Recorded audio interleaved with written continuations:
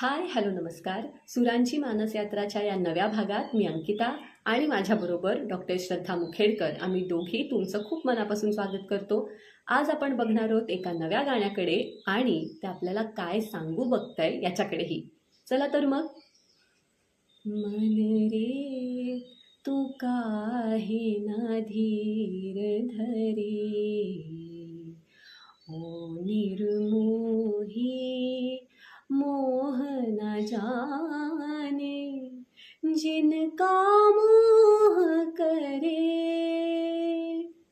मन रे तू काहे न धीर धरे. हे खूप आवडतं गाणं आहे माझंही. पण हे आपल्याला नक्की काय सांगतंय ह्याच्याबद्दल माझ्याही डोक्यात थोडंसं कन्फ्युजन आहे. ते कन्फ्युजन माझं आणि तुमचंही दूर करताय श्रद्धाताई. या गाण्यात प्रत्येक ठिकाणी मन काय म्हणते किंवा मन पळाल्याने काय होते याचं पूर्ण वर्णन केलेलं आहे. तर इकडे मनाच्या बाबतीत काय सांगितलेलं आहे की मन हेच मुळात चिंतेचं कारण आहे. जर आपण याला मानसशास्त्रीय दृष्टिकोनातून बघितलं तर मन म्हणजे काय, तर आपली विचार करण्याची पद्धत. म्हणजेच आपण ज्या प्रकारे विचार करू त्या प्रकारे आपल्याला दुःख होत असतं किंवा होत नसतं.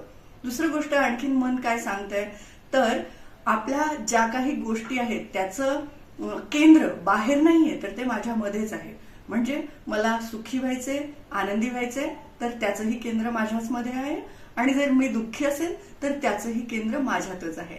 आणि या सगळ्या गोष्टी नश्वर आहेत. म्हणजेच फार गोष्टींवर कशाचीही अपेक्षा न ठेवता किंवा कशाचाही हव्यास न ठेवता तुम्ही जितकं मिनिमायझेशन करून जगाल तेवढे तुम्ही आनंदी व्हाल.